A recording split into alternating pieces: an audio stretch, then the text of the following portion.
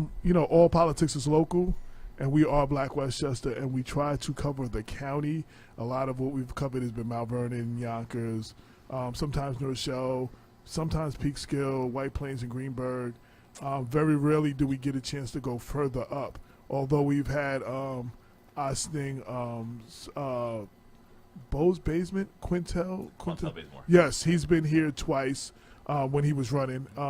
But we don't get enough to hear about what's going on in Ossining, and also in celebration of the upcoming Hispanic Heritage Month, which is September 15th to October 15th. And in the September issue, Lorraine's Latino Empowerment page will be 4 pages and will be covering.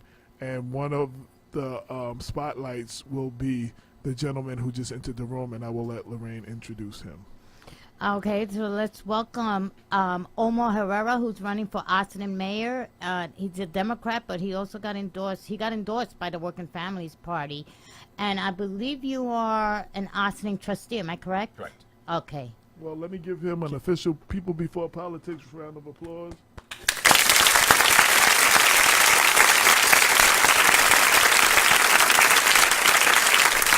So, go ahead. Go ahead. And just so we're clear, in Ossining, trustees essentially are equivalent to the City council. Yeah, just so we're clear. So now, do you have? Because it's what Ossining is a village or is a town? It's a village. Mm-hmm. So do you have a? I know like Greenberg has a town supervisor, not a mayor. Is it a mayor in Ossining? Is it? So how Ossining is broken up, we have the town of Ossining and the village of Ossining is within the town. Right. And Okay. they're 2 separate entities. So the town has a town supervisor, which is full-time, paid, and a town council. The village has what they call a weak mayor form of government with 4 other trustees. Okay. So that's part-time as well. So what are you running for? So I'm running for mayor of the village of Ossining. Okay. Thank you for that clarification because I had no idea. Shout out to Sean Patterson Howard who has just joined. Lorraine, would you like to kick off the questions? Yes, no? No, go ahead. Go Oh. ahead. I'll follow your lead. So tell us about. Well, how long have you been on? What's it? Town. The council. Trustee. What's the council called in Austin? In the town. The village Trust- board is fine. Okay. How long have you been on the village board? How? So this is actually my second time having the honor to be elected. So I was first elected in 2014 as Okay. a trustee, and then appointed as deputy mayor that year.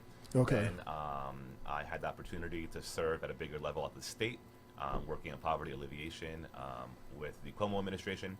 Then I transitioned out of that, took a year off. I mean, all of you here know that being in politics can burn you out. Absolutely. So, my work was still not done in Ossining. I was born and raised there. I walk it every day. And, I was like, you know what? I want a chance to finish what we started. So I had the good opportunity to get back on the board this past year. Wow. And I started on January 1st. Of this Okay. past year, okay. Yeah. So one of the things I realize in Westchester is a lot of people in cities, especially like I realize see this in Mount Vernon, but a lot of the cities they don't really leave the city often, so they don't know about other parts of Westchester. So what is the racial makeup of Ossining?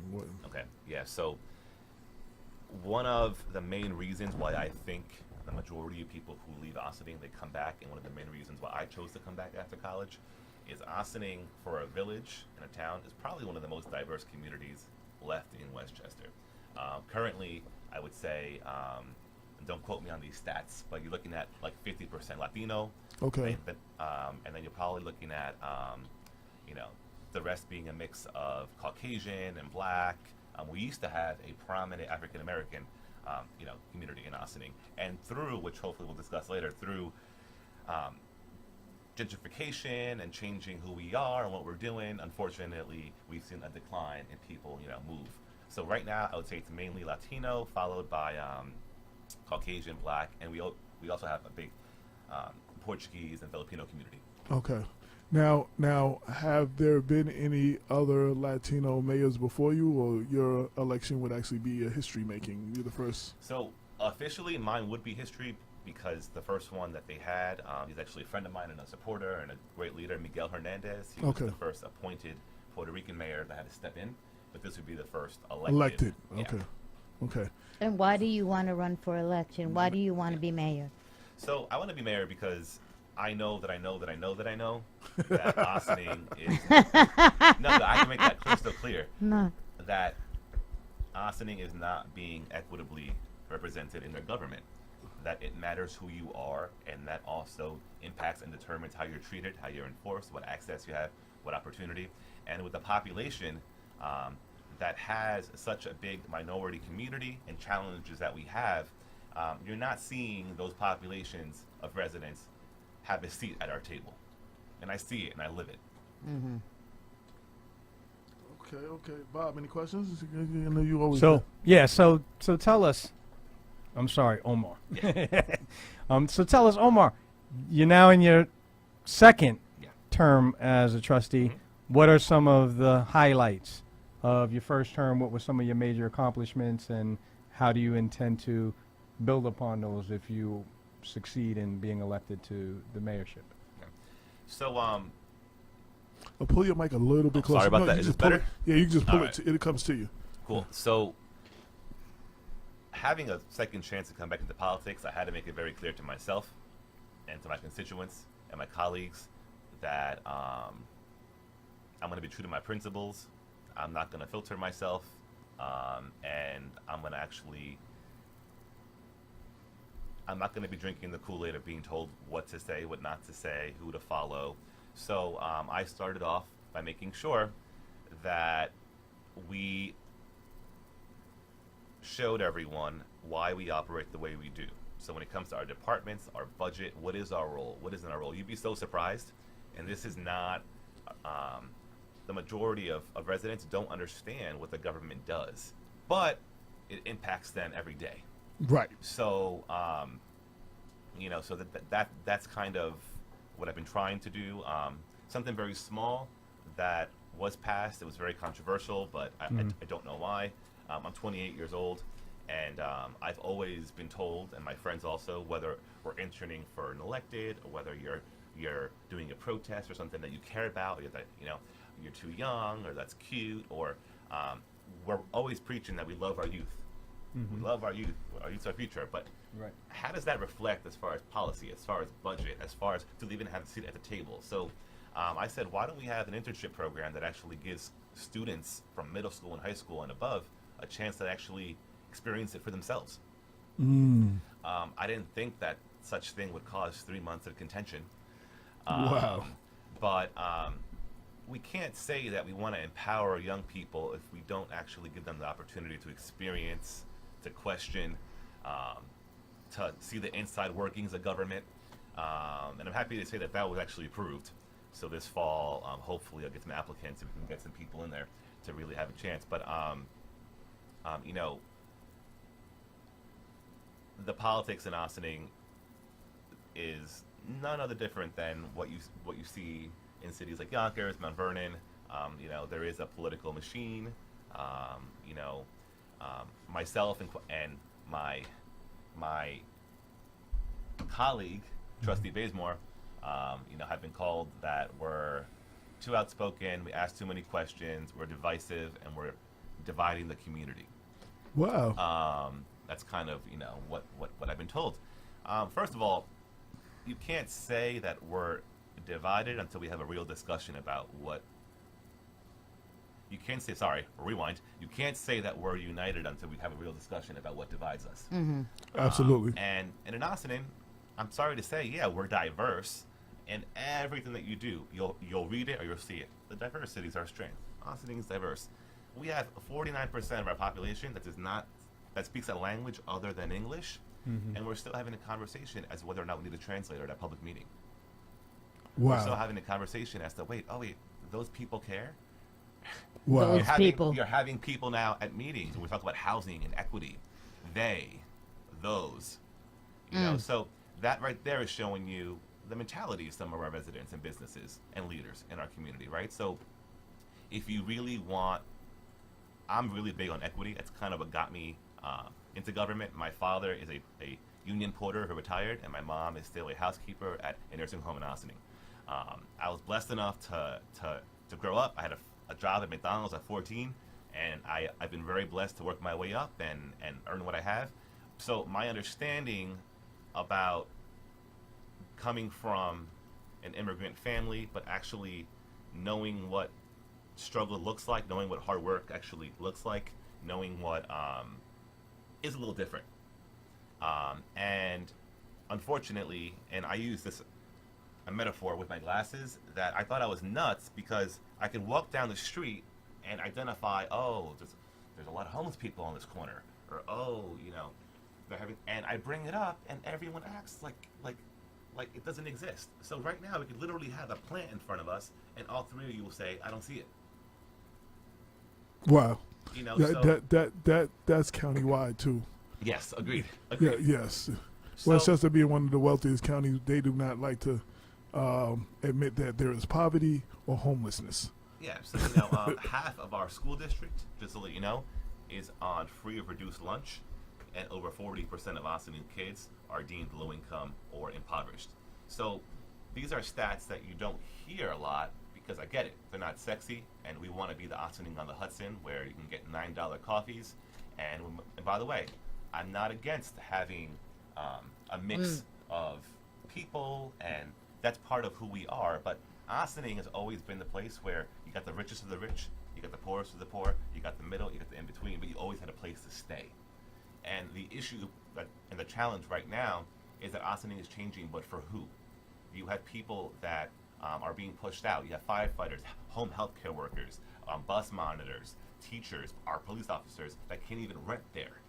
Right. You know, and So there's gentrification going on over there too, in the waterfront. Oh, absolutely. Wow. I mean, it looks great, but you're talking about $2,100 for a studio. Yeah.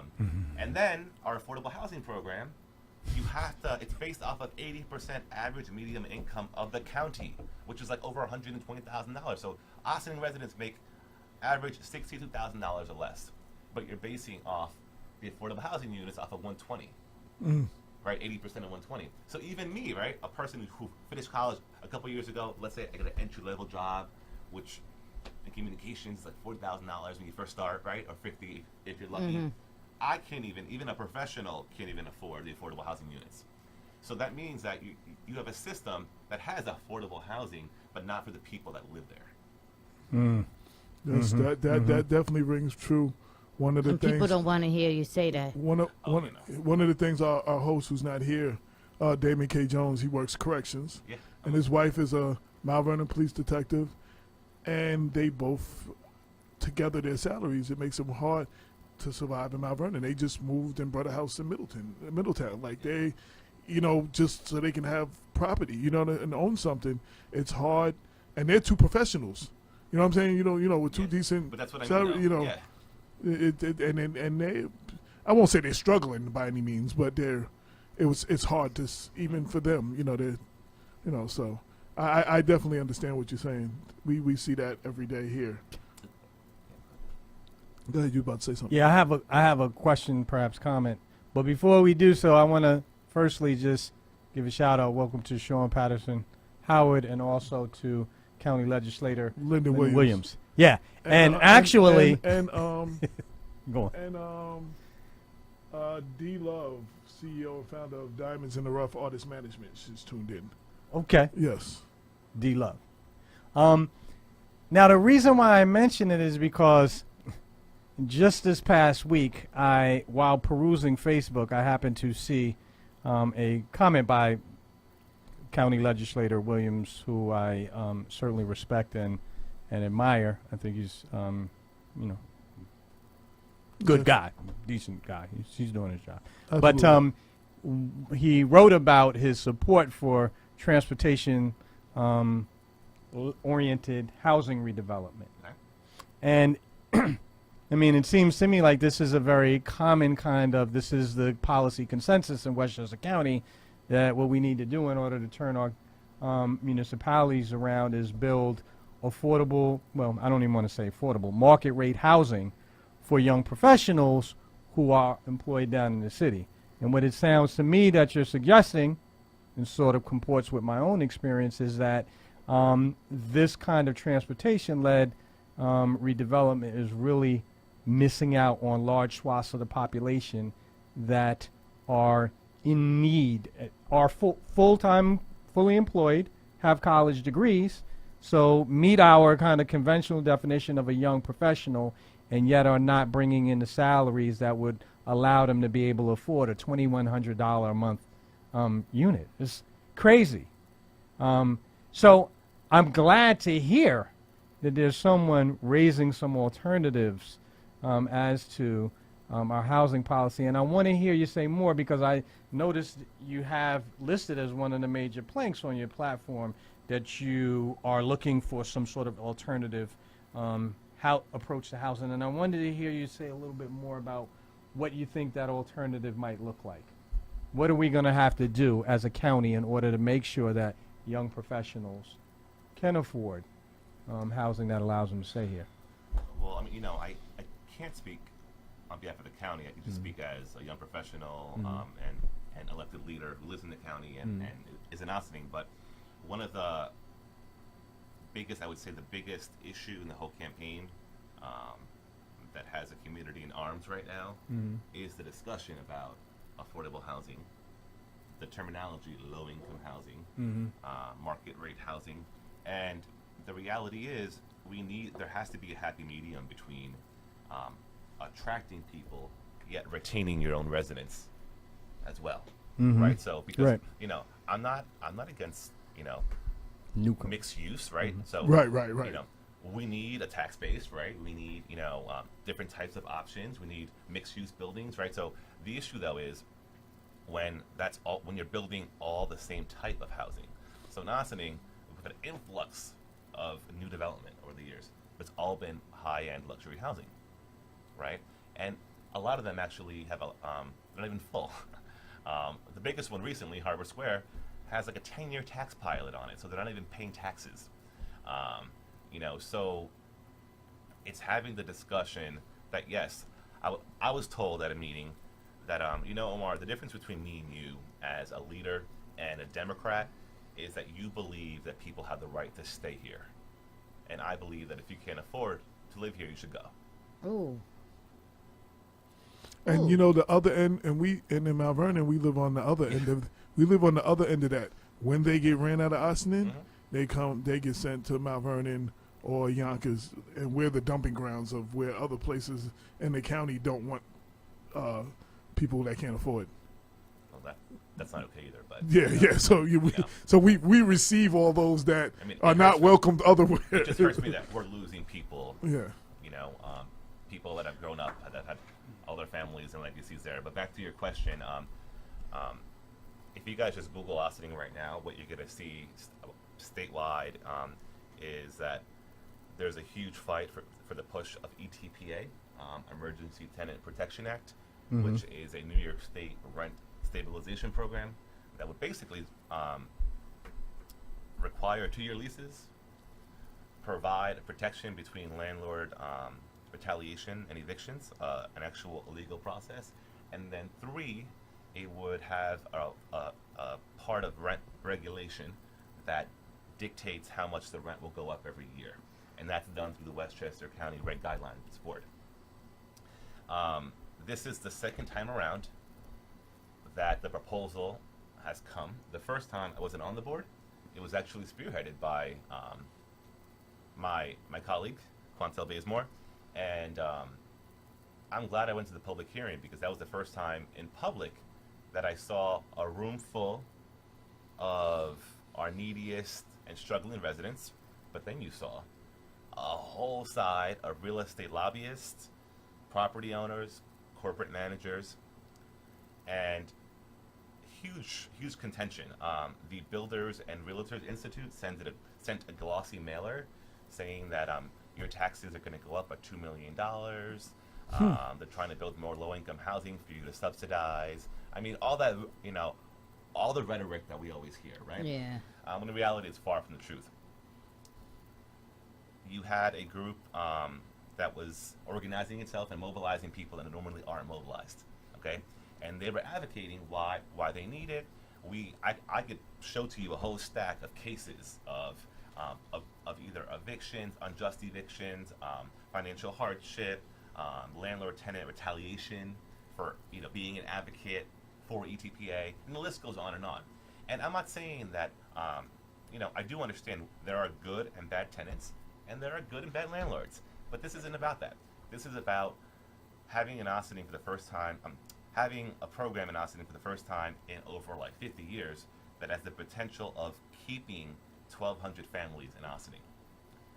And no affordable housing program in Ossining has done that or come close to doing that. And right now, we had to bring it back because I was the third person that they needed to bring it back. Because last time, the whole process went through, you get a vacancy study, and you see what is the percentage of vacancy in buildings that are built before 1974, because that's what's covered in the program. And if you have a vacancy rate below 5%, you can declare a housing emergency. So they did the whole process, they did the public hearings. Guess what? It was an election year, so it was tabled. When you table a program like that, the data is no longer relevant. So it goes away. And it was never brought up again. So by me coming in again, it kind of forced now us having the majority to have a discussion about it again. So we had to pay for the study again. Another glossy mailer came out that you can imagine that we're ruining Ossining and we're not homeowners, and I'm a renter, so that according to some people I'm not a taxpayer because I'm a renter. Yes. Which is not true, by the way. Renters are taxpayers. Right. And what you have seen is that now the community, because of the opposition of our plan for equitable housing, because ETPA already works in 19 other Westchester communities. Fine. This is a no-brainer. Okay? This should not be so difficult for us to do, because then we could actually go on to what type of housing do we need. Right now the board's discussing, Ossining has a 10% set aside for new development. So if you're a developer, you have to build 10% of affordable housing units. Mm-hmm. So we're having a discussion of, hey, should it be raised to 15%? Should it be raised to 20%? What incentives are we going to give them? Like, these are conversations that you want to have. But they're saying that ETPA is going to paralyze Ossining's ability to move forward. And, I firmly believe that I lost the original endorsement from the Democratic Party because of my support for ETPA. And I know that because I asked for the people that voted for or against me. And the majority of the people that are lobbying against ETPA are actually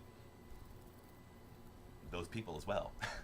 So it's funny because I go to surrounding communities and they go, oh yeah, we heard what's going on in Ossining, because they don't say Ossining, they say Ossining, because who knows Ossining, right? It's that small little town. Right. We're known for we're known for Sing Sing prison, right? Right. So and they said, hey, you must have like a big Trump base there, or like a lot of Republicans there. All these people fighting against ETPA, and I'm like, no, it's the majority are all Democrats. And and I was going to ask you to break down the party, the structure, yeah, up there. So it's a Democratic heavy. It is very Democratic heavy. So I would say the majority are Democrats, and then you have a decent amount of independents, unaffiliated, and then you have a very small amount of Republicans and conservatives. So it's funny that we're having this this conversation, but now the vacancy study came back, and we do qualify to declare a housing emergency. So pay very close attention to what happens going forward through the media, through different communities, because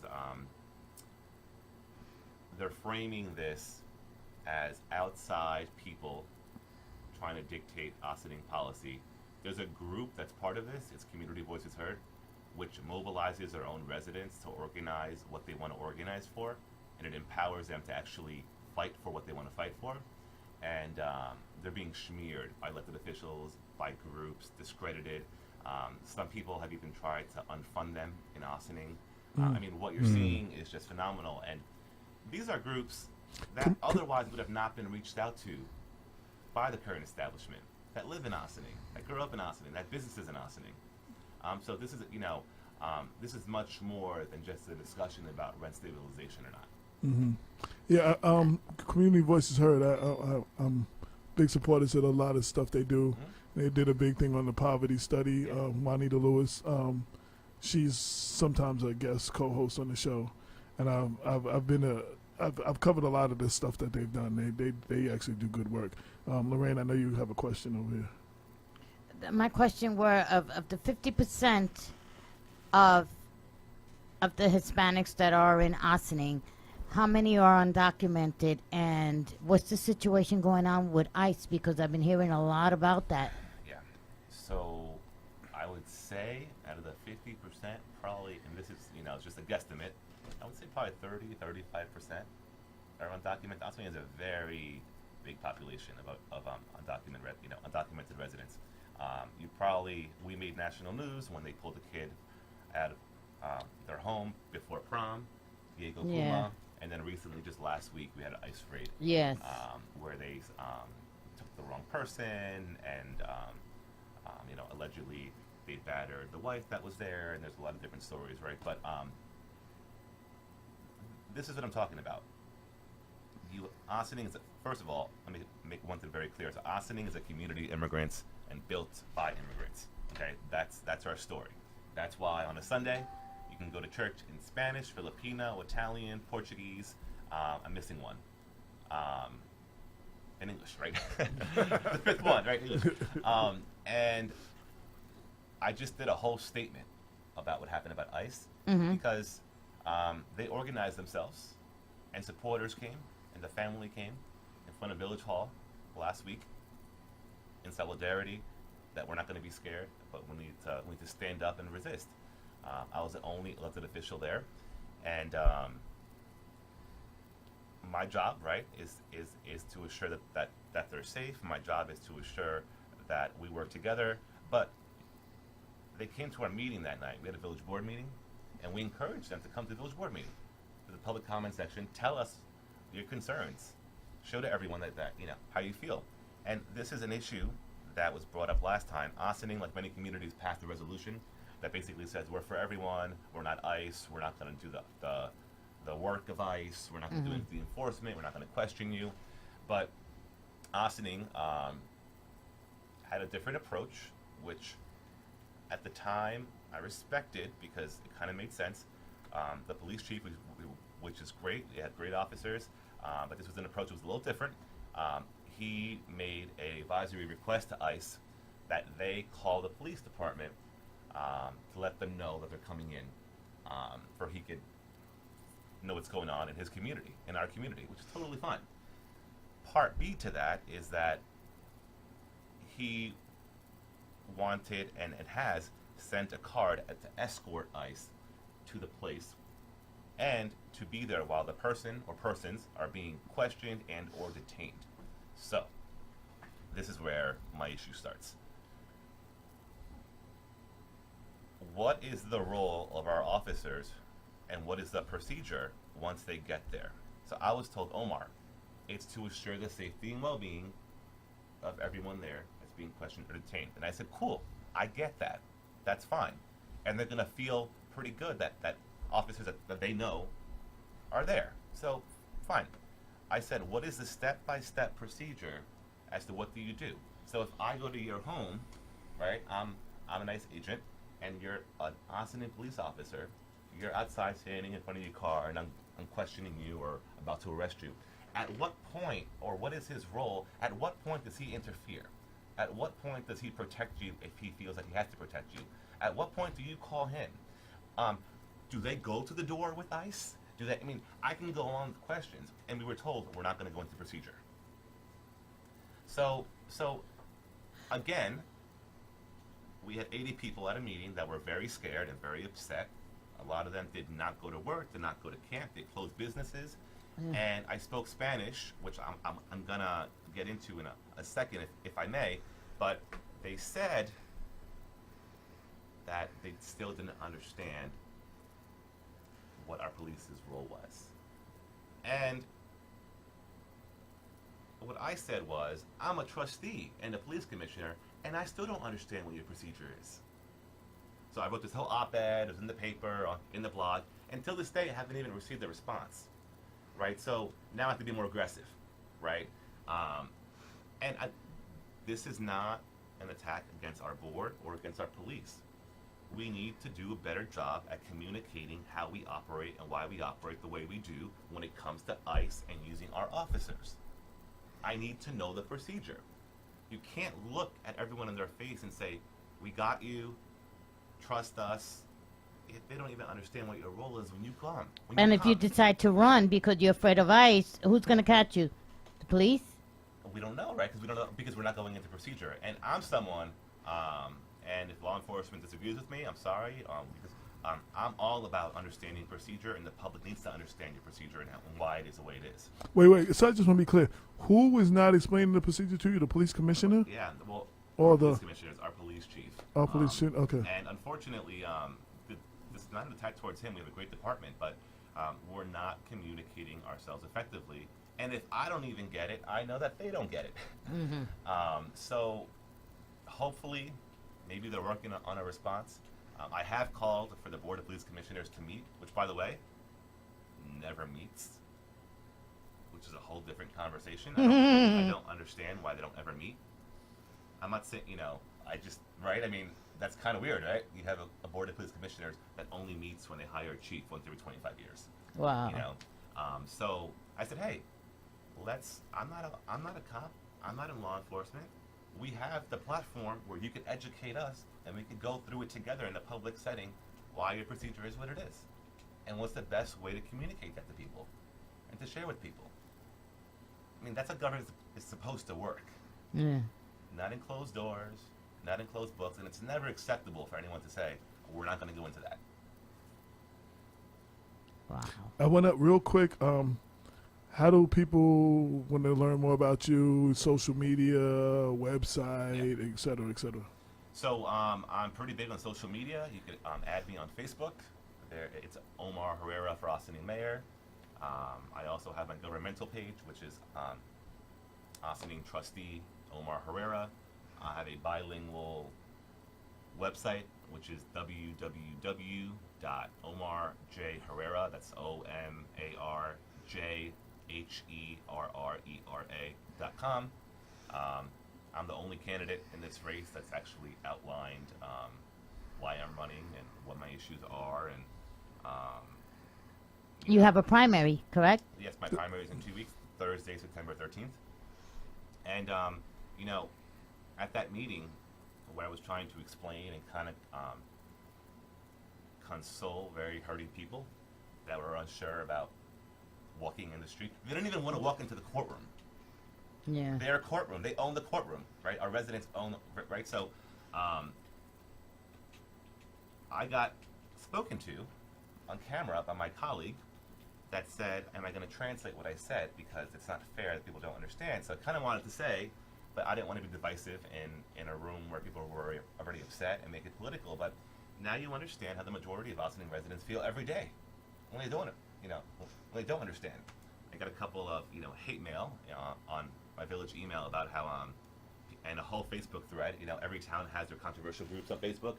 Yes. Asking me not to ever speak Spanish in a governmental meeting. The standard, U.S. language is English, and that, et cetera, Wow. et cetera, et cetera. So, obviously, the campaign is rattling feathers and has people feeling some type of way. But that's the reality of the types of people and groups and issues that we're facing today. The big thing that I've been kind of seeing the past 2 weeks is that, Omar's campaign is dividing the community. Are we dividing it because it's the first campaign in 30 years to challenge the institution, and also the first campaign that's specifically reaching out to people that aren't reached out to, mainly the Black community, the Spanish community, and groups that you have to, and talking about issues that you have to strategically make sure aren't discussed in public? I understand why we're making, this campaign is purposely making people feel uncomfortable because we have to talk about it in an open setting. And by the way, I'm not perfect. I'm not going to solve everything, but it has to be done together, and people have to be part of the process from the very beginning. Not, hey Lorraine, I have a plan for housing. I want your input. How do I want your input if I already made the plan for you? Right? That's what I mean by the initial start. And it's time. And now, as a Cuban and Nicaraguan guy, I'm gonna go ahead and say it, because race out of nowhere is now playing a big role in this campaign. It's time that minority communities stop accepting other people's planning for how they should live their lives or develop policy for their communities, or understand that. This is not in a way to divide, but we have enough in each community to speak up for themselves. Why aren't they at the table? CVH, they sent a group of moms and pastors and priests and kids to the mayor's home because she wouldn't take a position on ETPA the first round. They were greeted with cops and yelling. She wouldn't even take their letter, because she felt bullied by kids and moms. And they did the same thing in Chappaqua too. Yeah. They weren't very successful. Whereas, if you come to my home, whether I agree or not, I'm going to offer you water, coffee, or cookies first. I'm not going to greet you with cops and yell at you. People are going to find a way for you to respond or to get your attention one way or another. They went to office hours. They went to the public hearing. They went to the board meeting. They did the email. They did the petition. They did the... If you ignore them, every method that they try, they're going to find a way to get your attention. And guess what? She responded the next day. Right? So it worked. Aggressive, I know, but necessary. We need to kind of change that operation, that we don't always have to be so reactive. And this whole notion that you could stop listening when you're in office, even me, if I don't agree with you, I don't have the ability or authority or choice to say that I'm going to stop listening to you. I work for you. I represent everyone. You don't ever lose your seat at the table, ever. And right now, it's been made very clear that if you do not agree, you will not have a seat at that table. So one of the things that the Trump administration, there's people don't understand we the people. The definition of we the people. There's people that don't feel that we are we the people. You understand what I'm saying? And we the people is all of us. Literally, yeah. Lyndon Williams, county legislator Lyndon Williams said Omar is an intelligent young man, and he represents his constituents well. I could say ditto to him as well. Okay. I know Lyndon, in most instances. well, I know Lyndon, as I used to work with county board of legislators, and he's always a person who's not scared to address issues and talk them out, but actually, at the end of it, focus on solutions. So that's kind of all I can say when it comes to that. Thank you, Lyndon. Appreciate it. I just wanted to say, though, that this is about, and this is where I'm getting in trouble, right? Omar, you're too young. It's not your turn.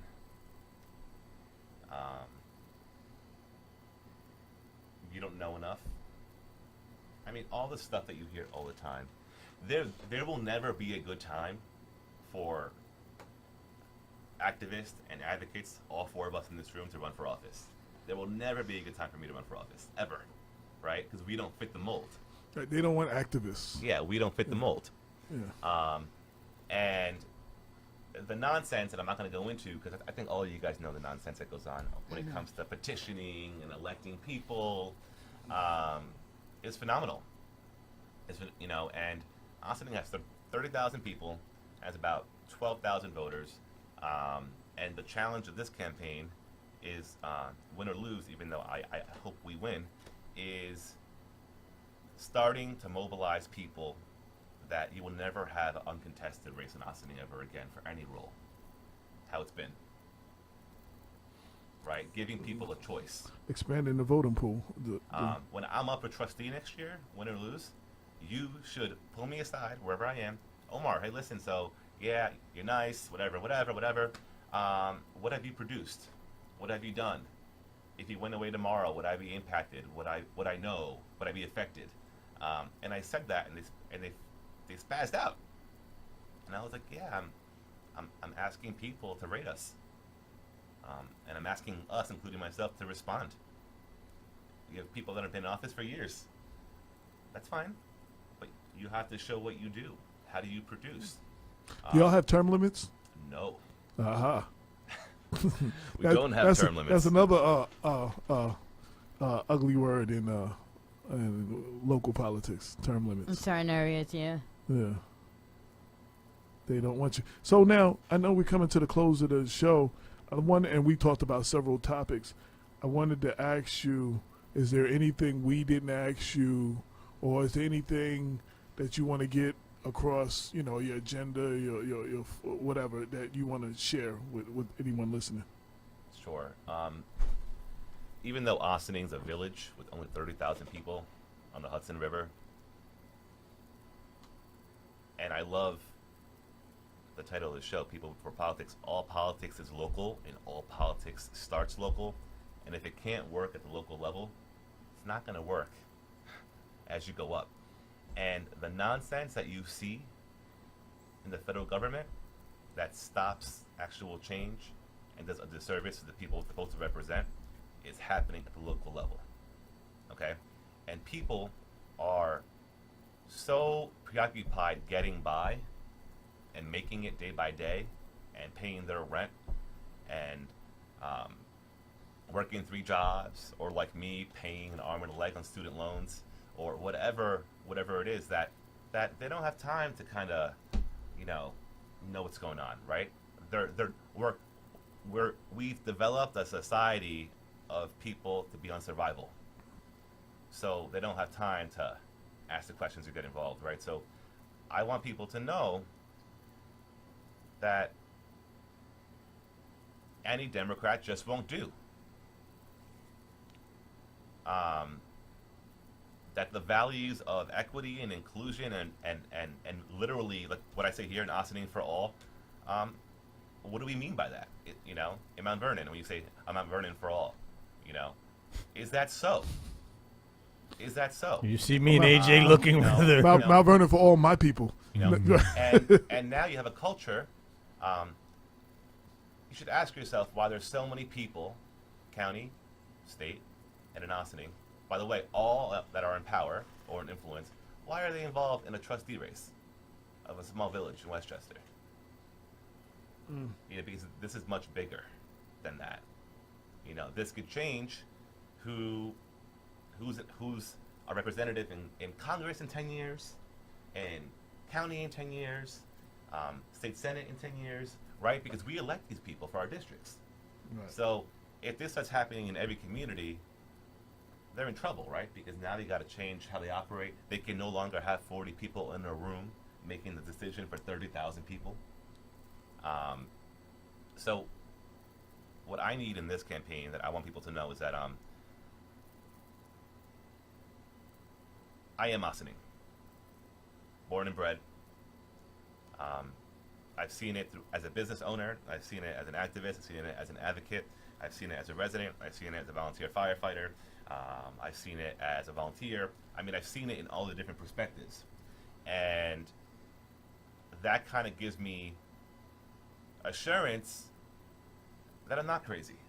Because I see and I talk to all the constituencies all the time, every day. I don't just go to them on election day. I don't just visit the church a month before the vote. I do life with them. We do life together, right? And this notion that once you disagree or once you bring up touchy subjects, that you're dividing the community is nonsense. And when you keep saying and you keep focusing on age and division, Ossining has a whole list of issues that we could discuss. Why are none being discussed? Why is only my age being discussed? Why is only ETPA being discussed? Right? So in this race, I need people who think that local government's the only level of government that impacts your everyday life. The water you drink is up to us, right? Your police officers, your fire, your EMS, your roads, your sidewalks, your quality of life, that's all done at the local level. So, Absolutely. So if anything, I understand the mindset that it doesn't matter if I vote in the federal government, a mindset that we got to change, by the way. But locally, no, your vote literally matters. Absolutely. Absolutely. I want to thank you for coming to the show. I want to invite you after the primary, if you survive the primary, to come back if you want. Well, so if we don't, you'll still be running. You'll Yes. still be on. Working Families Party. Right, and I saw that on your website. Shout to you have the endorsement of the Lower Hudson Valley Progressive Action Network. Yes, and Yes. Citizens Action, which just came out on Friday. Right. Yeah. So I definitely want to invite you back, to talk. And I would like to discuss more Ossining issues. And anytime you would like to, pen op-ed or whatever for Black Westchester about what's going on in Ossining, I mean, you're welcome to. That'd be great. Thank you. I will definitely, be in touch. Yes. Right. Now, I just wanted to, we talked about everything going on. We talked about everything. I would be remiss if I did not take a moment and pause for Lewis Big Lou Ellis, a Mount Vernon legend that we just lost. They're having a celebration of his life this Thursday, August 30th, 4 to 8 p.m. at Macedonia Baptist Church. That's the wake, and the service is Friday, August 31st at 11 a.m. also at Macedonia Baptist Church. And for all of y'all who are hip-hop heads, Big Lou was prominently featured in the Pete Rock CL Smooth song and video, They Reminisce Over You. A lot of us know, Bob, a lot of us know Big Lou has chased us from in front of his store from when we was not acting right. Okay. I don't recall. Yeah. A lot of us know Big Lou did not play, and he was definitely a legend, a Mount Vernon legend that we lost, and well known, well respected, well loved, and my condolences to his family. And I do want to, I'm trying to preserve a space in Black Westchester in this issue to definitely do something on him. And if I don't get it in the September issue, even though it will have passed, I will definitely be doing something bigger in the October issue and on the website. Rest in peace, Big Lou. So I just wanted to get that in. Shout to everybody who tuned in. Jesse, I only got like 2 minutes. Unless you got 30 seconds. 30 seconds. I wanted to also extend condolences and RIP to my man. Oh, yes, absolutely. Rock. Yes. My bad. Latif is going to tell us y'all know Rock's formal name, but Rock also. Walter Clark. Yes. Rock was also Rock Bottom, also known as Rock Bottom. Yes. Was an integral part of that period of Mount Vernon history. And he will be sorely missed, as will Big Lou, and so I extend my condolences. Absolutely. My bad for not bringing that. Shout out to Cheryl, who for sent reminding me, us, yes. Yes, who sent me the Big Lou flyer. She said, sorry to bother you. No bother, because I definitely I forgot to mention him.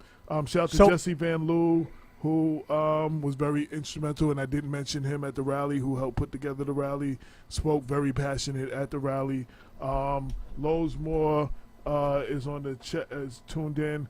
Don Figure said, much love to the show. Keep doing what you're doing. We need real news. Who else is Nesto? DJ Nesto from Virginia. Michelle Breeze Johnson, Janelle Britton. We said Lyndon. I'm trying to see if I missed anybody else's names. If I did, I apologize. Thank you all for tuning in. Adrian Van Loo, I'm assuming, is related to Jesse. You were going to say something?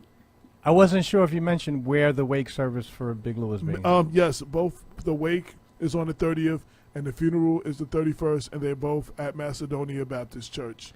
And the wake is starting at 4 p.m. and runs 4 to 8 is the wake, and 11 a.m. is the funeral service. on the 31st. I want to thank everybody for tuning in. I want to thank our guests from traveling from Ossining. I know this a crazy time. You're knocking on doors and you have to take time from doing that to come on the show, and I definitely appreciate that for sharing with our audience and letting our audience get to know you. And I hope this is not the last time we see you. And again, I mean what I said about the op-ed. We're trying to cover more of Westchester. I'm not in Ossining often, Well, so you know what I'm saying? Yeah. So, you definitely always welcome to, especially the issues you talked about. You want to get the word out around the county. You definitely can do that. Thank Lorraine Lopez for being here. Thanks, Dr. Bob for being here. Shout out to Damon K. Jones. And thank you all for listening. You could all be doing something else besides checking out the show, but you decided to rock with us, and we greatly appreciate it. This is Black West Justice, People Before Politics, every Sunday 6 to 8 on InTheMixRadio.com. Until next week, peace. 22 million black victims of Americanism are waking up, and they're gaining a new political consciousness, becoming politically mature. And as they develop this political maturity, they're able to see the recent trends in these political elections. Any minority that has a block of votes that stick together is in a strategic position. Either way you go, that's who gets it. You're in a position to determine who go to the White House and who stay in the doghouse. You're the one who has that power. You and I have never seen democracy. All we've seen is hypocrisy.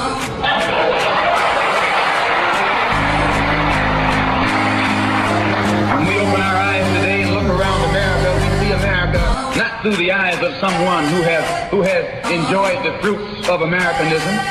We see America through the eyes of someone who has been the victim of Americanism. We don't see any American dream. We've experienced only the American nightmare. We haven't benefited from America's democracy. We've only suffered from America's hypocrisy. And the generation that's coming up now can see it and are not afraid to say it. And are not afraid to say it. And are not afraid to say it. And are not afraid to say it. And are not afraid to say it. And are not afraid to say it. And are not afraid to say it. And are not afraid to say it. And are not afraid to say it. And are not afraid to say it.